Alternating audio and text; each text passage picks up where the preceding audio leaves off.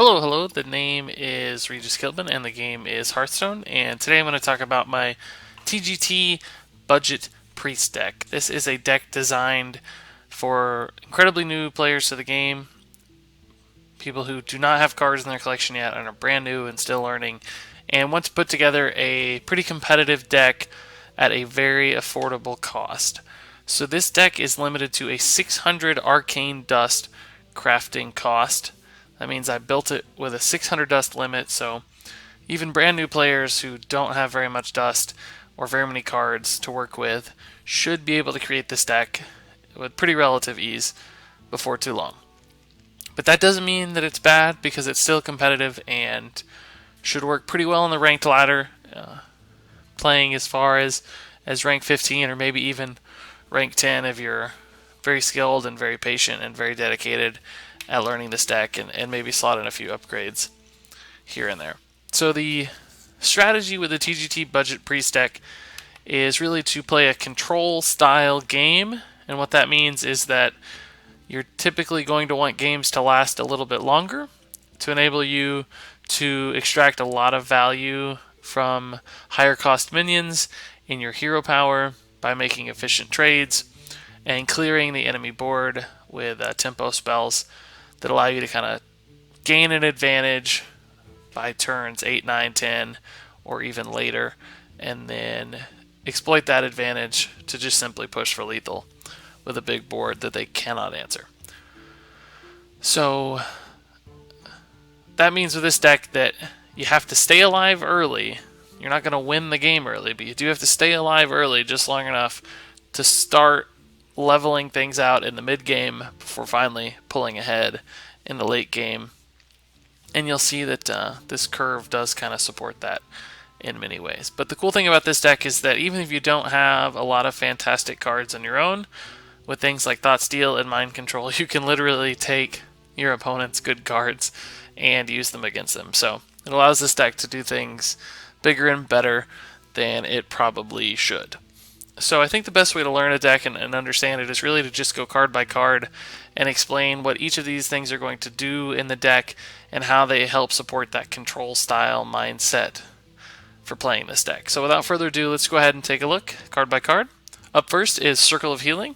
This restores 4 health to all minions. That includes enemy minions as well as minions on your side of the board. So with this deck, you're going to have to make sure that you take full advantage of the high health minions. You'll notice every single minion in this deck has pretty substantial health for its cost, and that allows you to make efficient trades while still keeping your minions alive, so that you can use a variety of healing effects, including your hero power, to give those minions, multiple turns of value instead of just a one and done turn.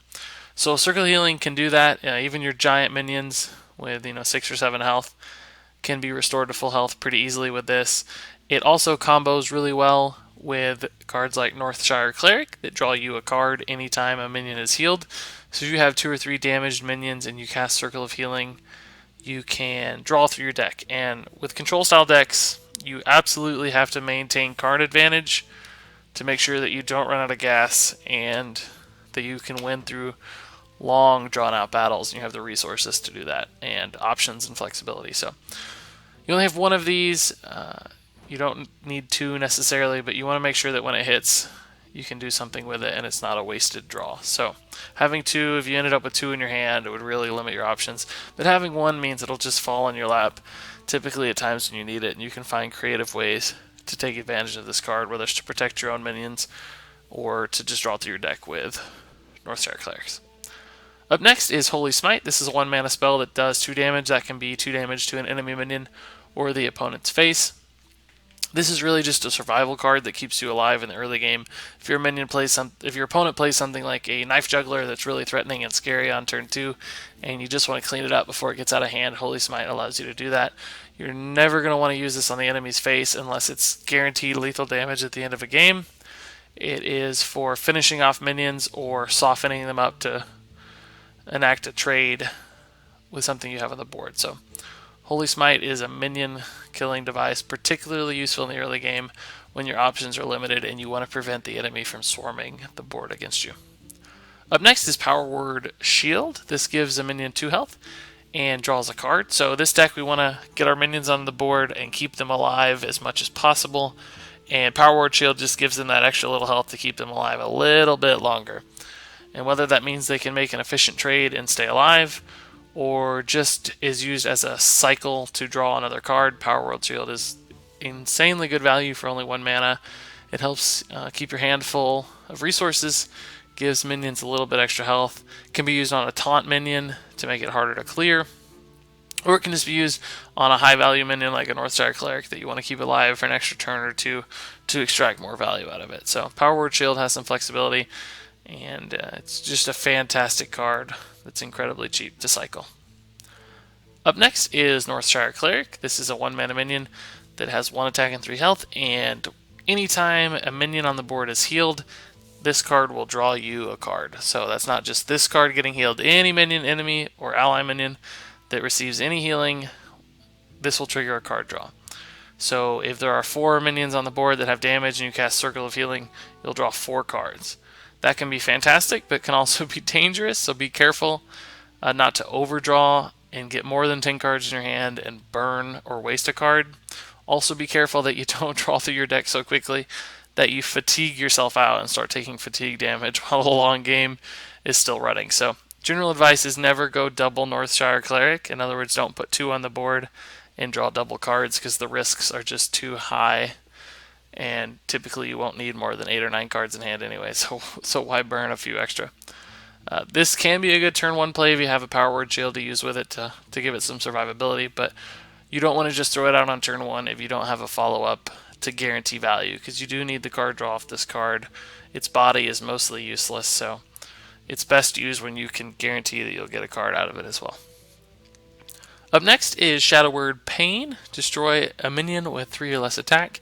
This is another card that can be great against aggro matchups to just stop their swarm of the board. If you sense things are about to get out of control and you won't ever be able to get back in control of the board, this can be a great card to hit something like a Knife Juggler. But it can also be saved because there's some pretty high cost minions with 3 attack.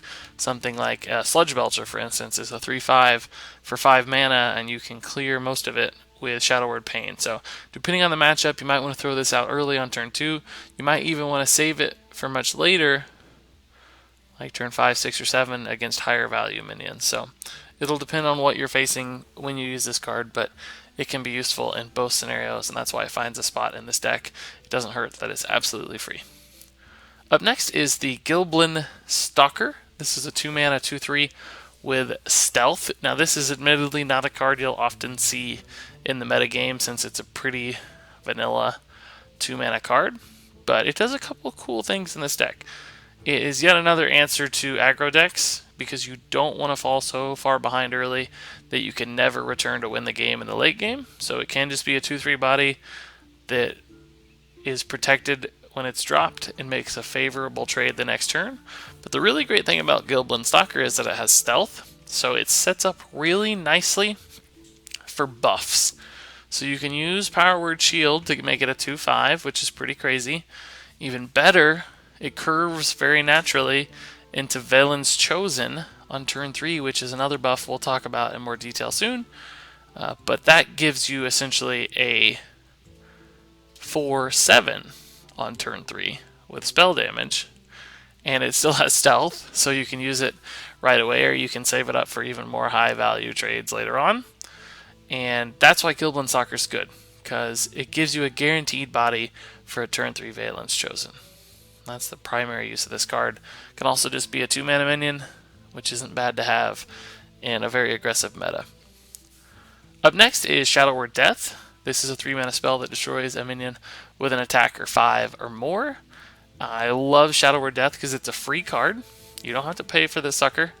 And it's kind of the great equalizer, right? It doesn't matter what your opponent has, whether it's a Ragnaros or a Dr. Boom or any other crazy legendary they drop on you.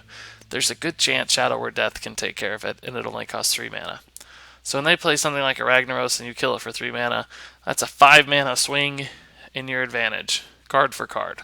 And that's the kind of tempo you just love to have. And that's one of the things that makes this deck cool and makes Priest so good, is that even if you don't have legendaries, you can still compete with cards like this. So it's great to save up for late games if you anticipate a control matchup. Sometimes you just want to get value out of it no matter what, so it's okay to use it on the first 5 attack minion you see. You have to use your own judgment there, and it just depends on the matchup and the metagame, but it's almost guaranteed to get value for you. I love Shadow Word Death. Up next is another great equalizer card. This one is Thoughtsteal. It's a 3-mana spell that copies 2 cards from your opponent's deck and puts them into your hand. So this is essentially a card draw card. It's nice to have cards and resources, but the great thing about this one is that it can steal your opponent's cards. I guess steal is not the right word. They can also keep them, but it copies your opponent's cards. So if they have a Dr. Boom and a Tyrian Forge Ring in their deck, guess what? The TGT budget priest, only 600 arcane dust to craft it, can still play with Dr. Boom and Tyrian. And that does happen from time to time, where you'll draw 2 crazy legendaries, or the perfect spell, or just a high value minion. So it extends the depth of your deck, giving you more cards to play with. It's also a total surprise to your opponents because they don't know what you get, so it's hard for them to strategize against it.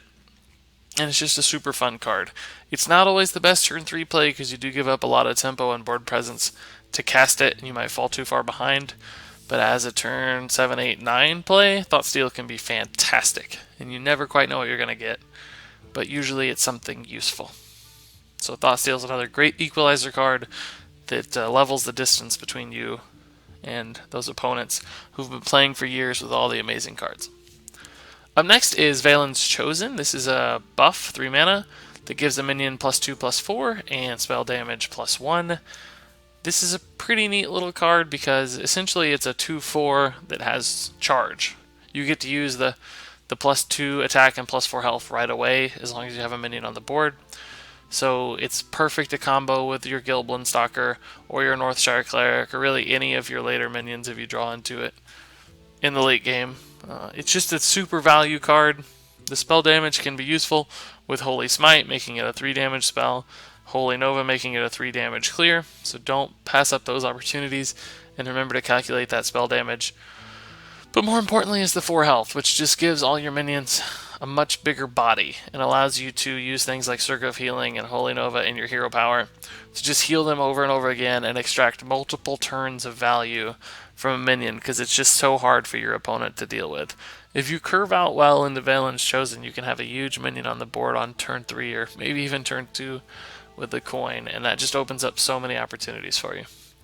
It's a really strong card, and it's only 40 dust to craft, and it's used in a lot of priest decks, so you're going to get extended value out of it.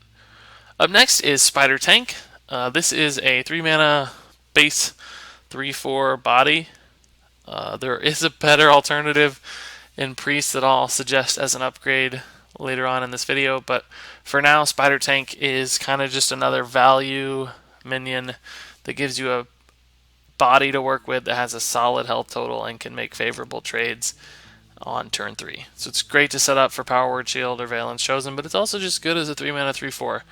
It's difficult for opponents to deal with and typically will allow you to heal it for multiple turns of value. So nothing too special about this card, but it's just good to have around. Up next is a brand new card from the Grand Tournament. This is Holy Champion, a 3/5 4 mana minion, and whenever a character is healed, this card gains +2 attack. So as a 3/5 for 4 mana, this is a dandy card. It's a solid body, makes favorable trades. It's pretty interesting just as that. But when you consider its card effect, this card can go crazy and allow you to do insane things and win games all on its own. So when any character is healed, it gains 2 attack. That means if there are 6 minions on the board that have taken damage and you cast Circle of Healing, this sucker's going to gain 12 attack, making it a 15/5. So those combo opportunities show up more often than you think, allowing you to swing for huge amounts of damage and often even win games on the back of a buffed Holy Champion. Really, though, this card is just good because it's a 3/5, but if you heal yourself on turn 5, it becomes a 5/5 that trades incredibly well with lots of different cards. So it's just going to be good, whether it's that big combo play or just one buff that makes it a really strong 5/5 body for 4 mana. Holy Champion is a lot of fun to play with and often trades up or just straight up kills your opponent. So it's a great new card from Grand Tournament and gives this deck a way to actually win games a little bit faster than you'd otherwise expect. Up next is Sinjin Shieldmaster. This is a free basic card. It's a 4 mana 3/5 with Taunt. There's nothing particularly special about Sinjin Shieldmaster, but it is a good taunt to have because taunts are important to have against aggressive decks if you absolutely have to slow them down. It's just another solid body with a fair amount of health that can set up buffs. It's just kind of that roadblock you'll occasionally need against certain opponents to slow them down or protect a higher value minion behind it. And it's not going to win you games, but it will occasionally prevent you from losing games. And that's never a bad thing to have. And it does fill out your curve as well. You notice we've got a few different options at 3 mana, 2 mana, and we want to have a really strong mid-game, so we've got 2 really good 4 mana minions right here that we can use. Up next is Holy Nova. This is an area of effect damage spell that does 2 damage to all enemies, including minions and enemy hero, and restores 2 health to all friendly characters, including your own minions and your own hero. So this is a fantastic board clear or a board stabilizer or equalizer. Against aggressive decks, it will often kill 3 or 4 minions at once while preserving your own minions. It can be comboed with Northshire Cleric to draw you cards. It can be used with Valen's Chosen to get even stronger and do 3 damage, which is great against a variety of combo decks with 3 health minions. It's kind of just a great area of effect spell that can be used defensively or offensively and synergizes perfectly with a handful of different cards in your deck. Up next is another 5 mana card that has a very similar effect. That's Darkscale Healer, a 4/5 body for 5 mana that restores 2 health to all friendly characters. So this is like a Holy Nova without the damage. This is an underrated card, I think, in general. It's a free card that doesn't see much play, but it has an incredibly powerful effect and a really strong body to go with it. So being able to restore 2 health to all friendly characters can really fortify a board full of straggling minions on your side. It can be an extra 2 health of heal against a super hyper face deck that's trying to burn you down. It can just be a 4/5 body that's trading effectively and setting up buffs. It's good in a variety of ways, and as a free card, it's pretty strong in this deck. It's almost a centerpiece of this deck despite being completely free. So don't overlook or undervalue Darkscale Healer. It does work in this deck list. Up next is Temple Enforcer. This is a 6 mana 6/6. It has a Battlecry effect that gives a friendly minion plus 3 health. So this is a control priest deck, and to play control well, you do need a few really strong big minions, and Temple Enforcer is one such minion. Now, admittedly, it's not a legendary like Dr. Boom that totally changes the board state, but as a 6/6, it has really solid stats that trades into almost everything pretty well, and its Battlecry effect is fantastic with the synergy of this deck. So giving things health and buffing them and stabilizing your board and fortifying your board and keeping your minions alive as long as possible is what we're all about with the TGT budget priest, and Temple Enforcer meets that goal perfectly. So don't overlook this card. Admittedly, it's not used in a lot of popular legendary level priest decks, but for only 40 dust, it really does give this deck the depth and the late game control that it needs. So you might feel bad crafting 2 of these cards if you're not going to use them that often in the future, but I think they're so good here, and you'll need them in your collection anyway, that it's still worth it. Up next is North Sea Kraken. This is another new card from the Grand Tournament, and despite being a common card that only costs 40 dust, it's absolutely amazing. Not only is it a 9/7, which is just a huge threatening body that absolutely forces your opponents to react, it also has a really cool Battlecry effect in that it does 4 damage. So that's really strong. It kills a lot of different things, and it's a very strong tempo play. And the important thing about slow late game cards is that they have an immediate effect. They have to do something right away, or they're just too slow and your opponent can ignore them and just roll over you. But Northsea Kraken does something right away. It has a damage effect. It's usually perfect for picking off a minion with 4 health. You can even use it against the enemy's face for lethal if you have to. And then it's still a 9/7 body that requires action on their part. So this is a good late game threat that supports everything else you have, and is kind of a finisher of sorts. That if it stays alive on the board and you're able to hit for 9, there's a good chance you're going to win the game. And then finally, we have Mind Control, the ultimate equalizer card.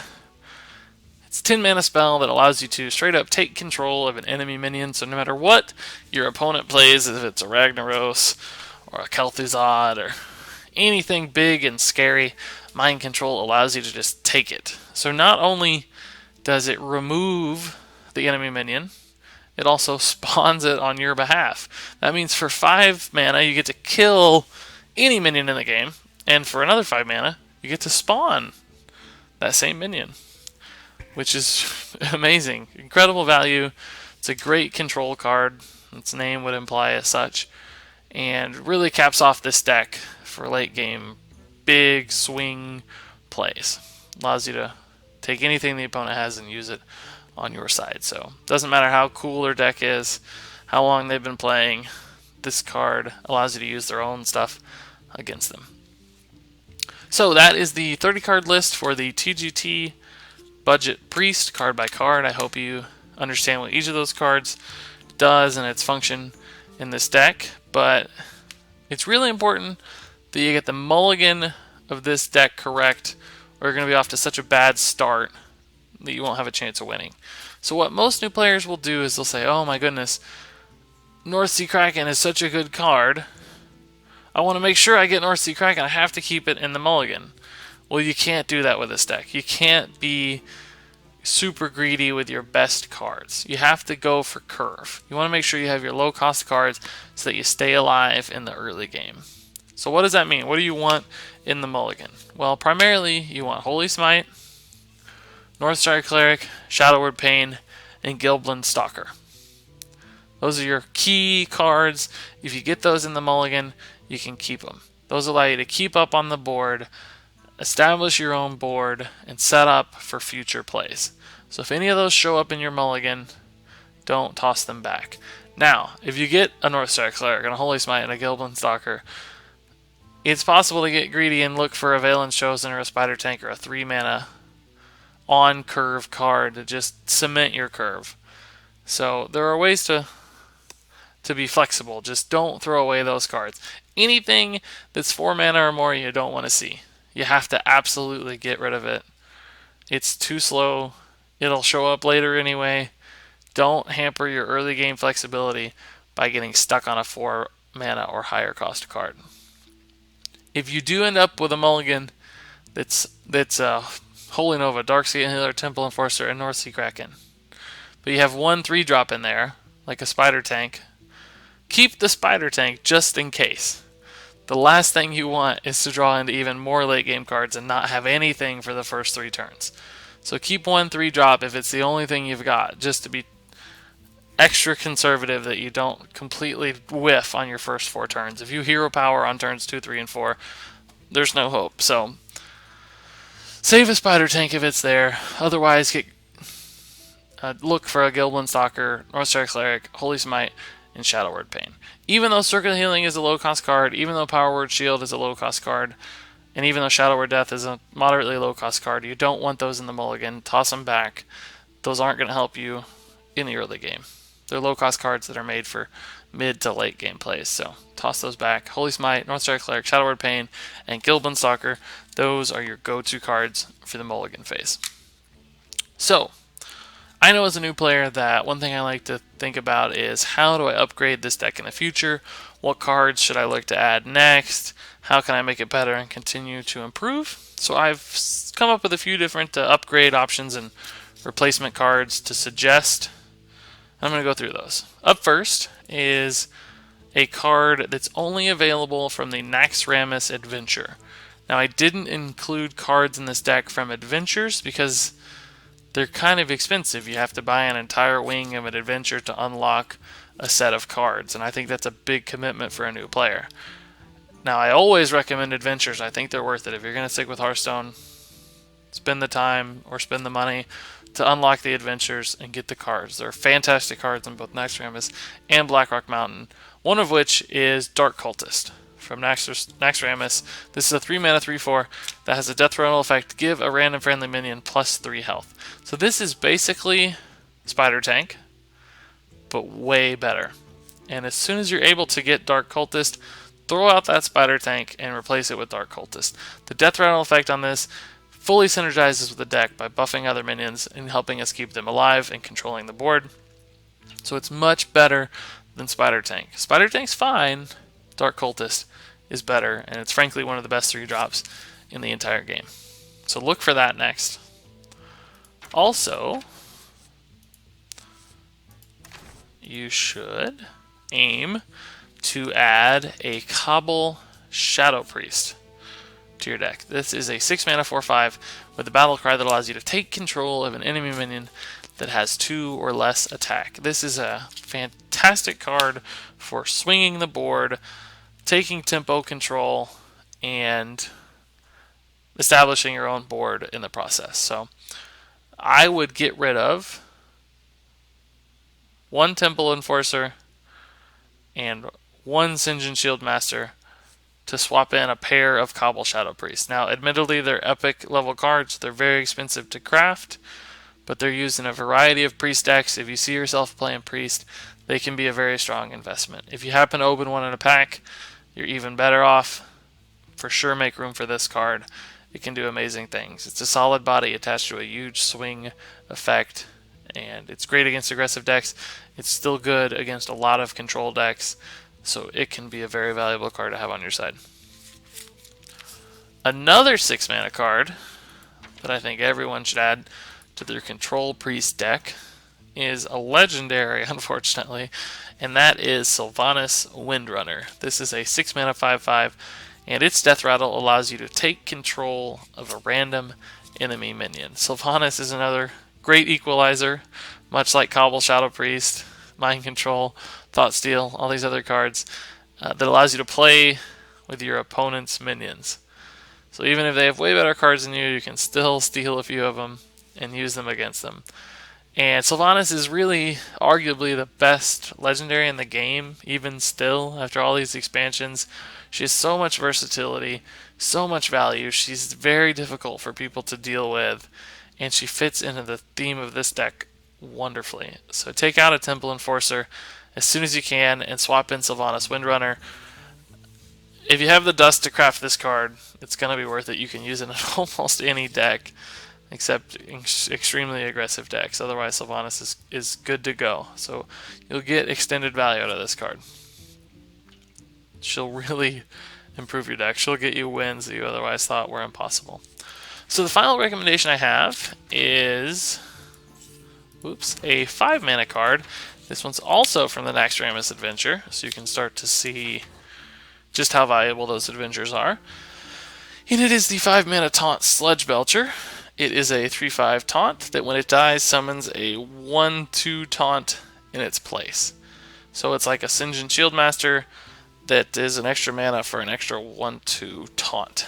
And the reason Sludge Belcher is so good is because it's very difficult for opponents to deal with. Whereas Sinjin Shield Master, 1 trade or 1 card can kill it off. Sludge Belcher often requires investment of at least 2 cards or 2 minions to deal with. So I would take out Sinjin Shield Masters in a heartbeat and drop in Sludge Belchers in their place. It's going to give your deck just a little bit more defensive capabilities. It's going to leave you minions on the board more often to buff and to heal.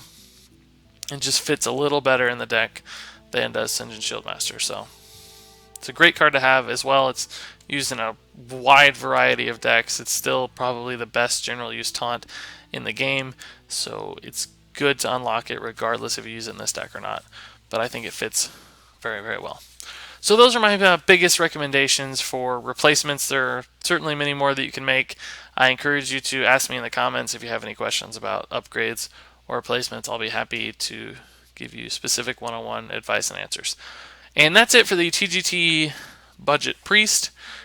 It might be a cheap deck, but it's still a very good one that can win you games on the ranked ladder. Again, I think it could easily be played to rank 15 and possibly even higher once the ladder reaches the later stages of the month.